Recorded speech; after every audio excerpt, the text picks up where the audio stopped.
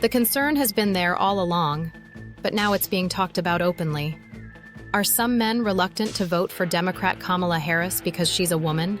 The vice president rarely references her gender on the campaign trail, but her key supporters are starting to make more direct appeals to male voters, hoping to overcome ingrained sexism, or just plain apathy, as Election Day looms. Former President Barack Obama said he was speaking to black men in particular when he suggested some aren't feeling the idea of having a woman as president. Actor Ed O'Neill implores in a new ad, "Be a man, vote for a woman." And Harris's running mate, Minnesota Governor Tim Walz, is helping lead Hombres con Harris, Men with Harris, to help energize Hispanic male voters. "I think, in many ways, it's other people who need to be the messenger," said Debbie Walsh, director of the Center for American Women in Politics at Rutgers University. She added of appeals to men by the vice president, "I don't think she can get up and say, 'Shame on you.' It's sad, but I think she needs these outside validators," Walsh said. The clearest example is Obama, who, while campaigning in Pittsburgh on Thursday night, stopped by a Harris campaign field office to speak some truths, especially for some black male voters who aren't enthusiastic about supporting the vice president. "Part of it makes me think that, well, you just aren't feeling the idea of having a woman as president, and you're coming up with other alternatives and other reasons for that," he said, adding, "You're thinking about sitting out or supporting somebody who has a history of denigrating you because you think that's a sign of strength, because that's what being a man is? Putting women down? That's not acceptable." Keith Edmondson, a 63-year-old retiree from the Phoenix suburb of Gilbert who is black and attended a Harris rally in Arizona on Thursday night, said he's worried about whether young black men will turn out for Harris. He said he's trying to convince his 3 grandsons to vote for Harris, even though their father, who is Edmondson's son, is a supporter of the vice president's opponent, Republican Donald Trump. "There are more black folks supporting Donald Trump than I thought," he said, blaming what he called misinformation surrounding Harris's background as a former prosecutor. Trump has a long pattern of disparaging women. At a rally in Reading, Pennsylvania this week, Trump reacted to Harris's appearance on ABC's The View by saying, "People are realizing she's a dumb person, and we can't have another dumb president." He also criticized on his social media site The Dumb Women, who host the ABC program.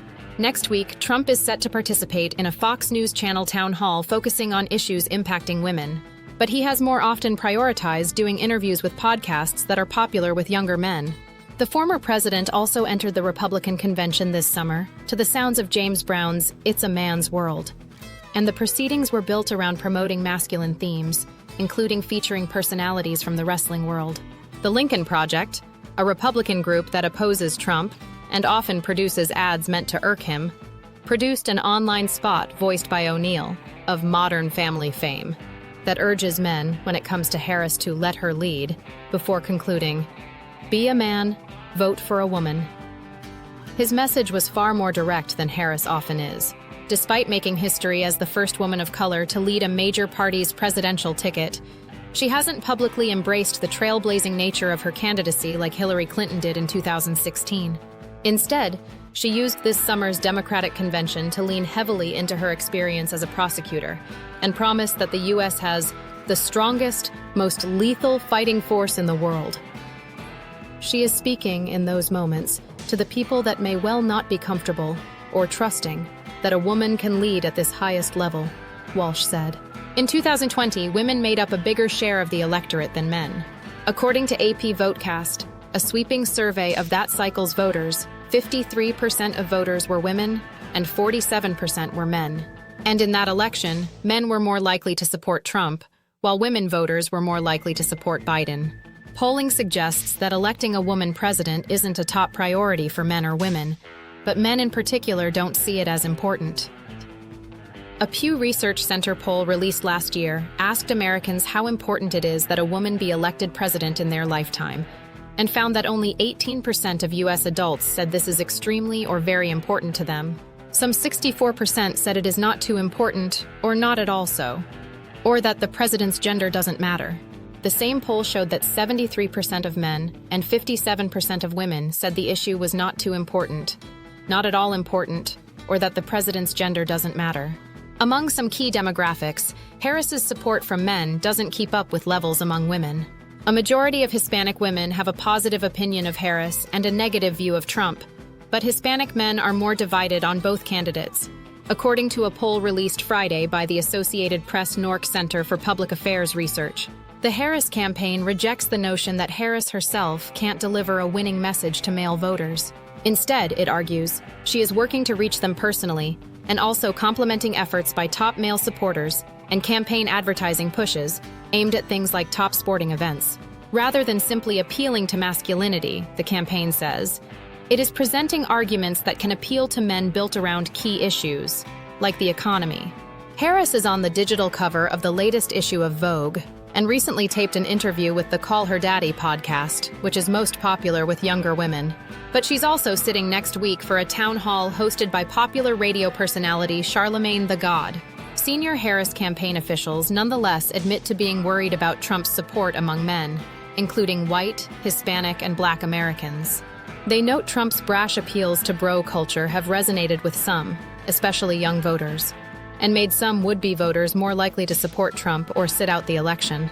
In response, aides have also urged the vice president to explicitly mention cryptocurrency in her speeches and interviews, knowing its salience among men.